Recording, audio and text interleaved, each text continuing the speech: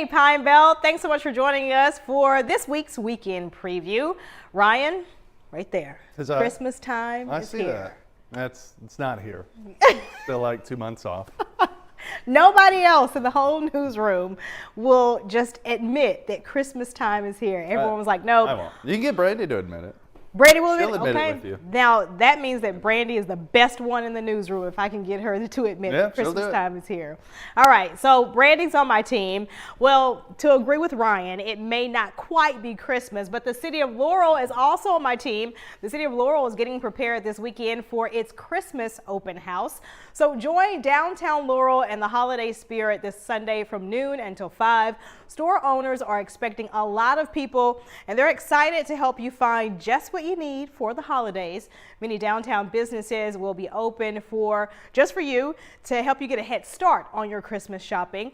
There will be in-store specials, giveaways, music, and much more.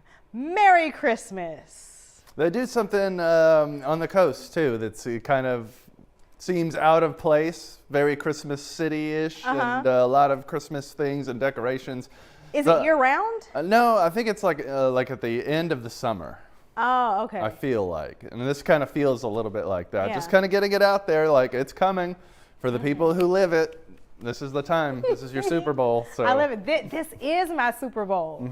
I mean, everyone else in my family gets excited about the real Super Bowl. I guess I get excited too, but this is it. This is what I live for. Oh, you might have to, like I said, Brandy, you might have to borrow. She has a countdown. Wait for sunrise. I have a countdown. Well, not like airing on television. Oh, it airs. But I have, does it start in January? No. Because I just hit the reset button come December 26th. You're like, all right, 365 days left until the next Christmas. Yeah, I hit the reset button, man. I barely plan like a day or two ahead of time. Anyway. That hurts my heart to hear. Well, keeping with the Christmas spirit, Southern Opera and Musical Theater presents Amal and the Night Visitors tonight and Sunday afternoon at the Mononi Performing Arts Center at USM. Amal and the Night Visitors is a family-friendly opera. 3 strangers knock on a shepherd boy's door and ask to stay with him and his mother. The visitors are searching for a miraculous child, and the opera is known as the first network of TV Christmas special to become a network tradition. This weekend's production will feature members of the Southern Opera and Musical Theater Company. Tickets are only $20 and are available at usm.edu/symphony. Some more Christmas fun. This has nothing to do with Christmas, unfortunately, unless you can find a Christmas book. Out of the way here. Oh, there you go. That's for November 2nd, 7:30, and November 5th at 2 p.m. Mononi Arts Center.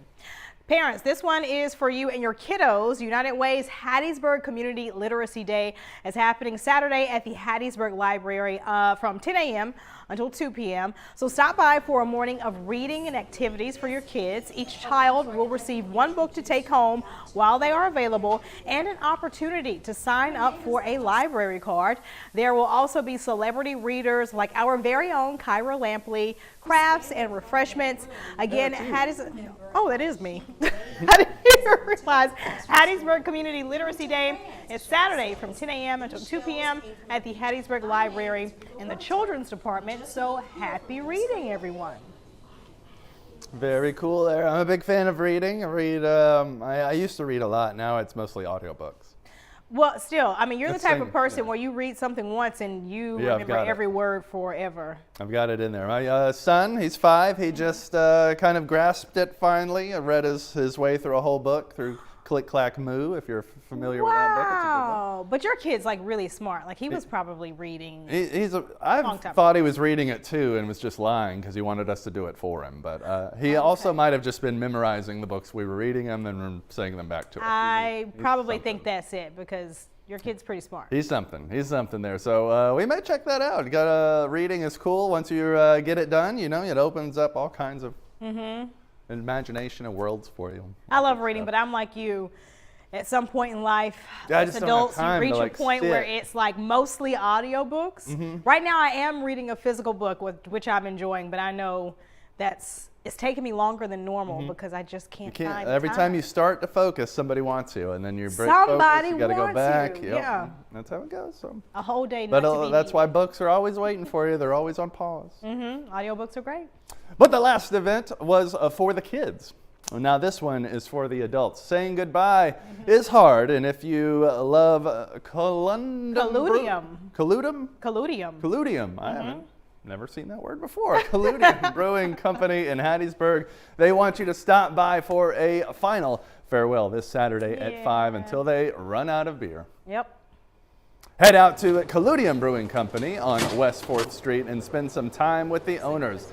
They say drop by even if you can't stay long because they are closing their doors. One of the owners, Marcus, says they are taking Colludium beer to Ohio where they have family there. Also, the owner, Marcus, says that there are some very exciting things in the works for the 4th Street location that will be announced in the near future. Again, if you want to have one last call with Colludium Brewing Company, go down to West 4th Street in Hattiesburg, Saturday, November 4th, starting at 5.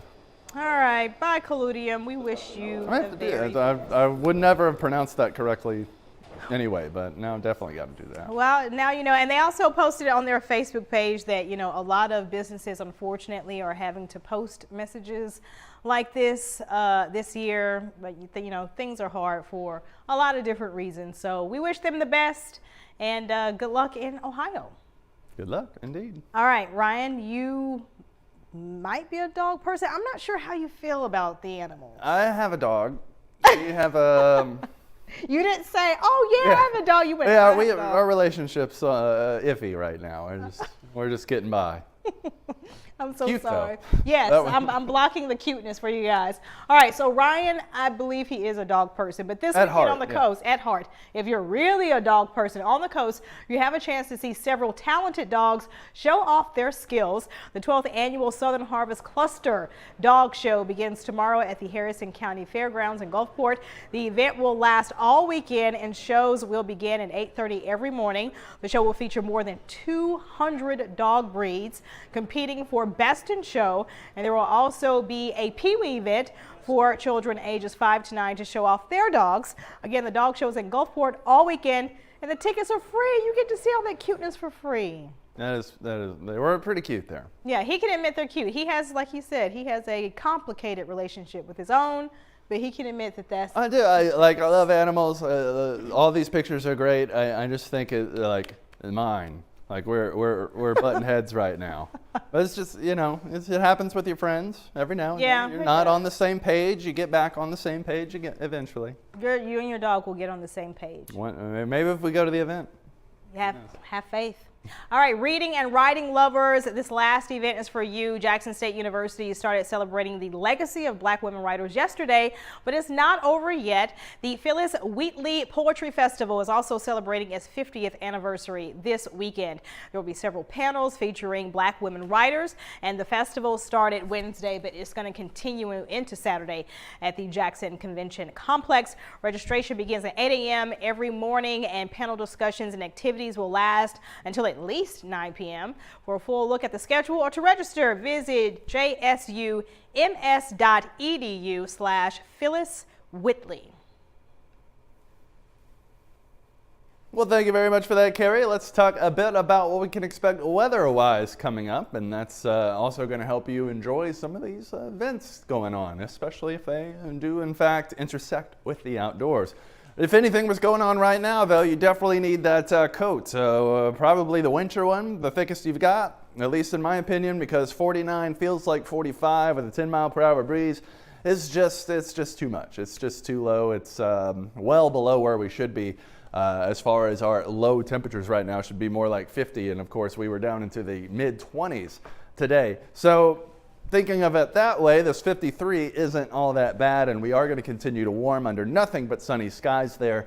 And thankfully that wind, which has been quite brisk and making things cool and dry, is finally starting to back off. So this map is looking much better than it was at sunrise. We were seeing some 25s out there. Including up in the Laurel area where they had about a 5-mile-per-hour breeze. The wind chill at one point for just a few minutes, 19. So pretty cold out there. But this morning was as cold as it's getting, and we're already getting back to warming out there. So as we head into the afternoon, yesterday's high was still upper 50s, couldn't even get back into the 60s. Today we'll be back there. So the warming has begun, and it's going to continue, because even as we head into tomorrow, it's still a bit frosty out there. 36 for Hattiesburg, still up here, very close to and even below. I thought I saw 32 earlier. It might have dropped off. Yeah, I'm not seeing it now. So everybody above freezing, but just barely expected for tomorrow. So still a bit on the frosty side, but then look at tomorrow afternoon, going from today's 60s almost back to average, which is about 75 for your first week of November. So we're getting right back to where we should be. It's not going to take long, but the next couple of nights, and I know we've got some football action going on tonight even, but even for Friday too, it'll be even cooler than this, what you're seeing right here. The wind will be gone, but we're already going to be almost into the 50s by kickoff, and we're going to be dropping with clear skies. So I'm going to feel likely like upper 40s. So as I said, depends on how you deal with cold weather. It's no secret I'm not a fan of it. So that's all like winter coat weather. That's like Eskimo coat. That's what you would wear to the Arctic for me. Anytime you get down into about the 30s or 20s, it's ridiculous. But you see, it's not going to last long. By the time we head through the weekend and into next week, we're right back to the 80s, and not terribly so. It'll be somewhat humid there, kind of right back to where we spent last week, where it was way hotter than it should be, but didn't get us anywhere near those summertime levels. So pretty manageable, I would say. Still cold for the next few mornings, but even that doesn't last. By next week, we're right back into the mid-50s. You see our humidity rising, starting to spike as we head towards the end of next week, and all of that's happening ahead of our next front that may bring us some rain, but none of that's happening here in the next 5 days at least.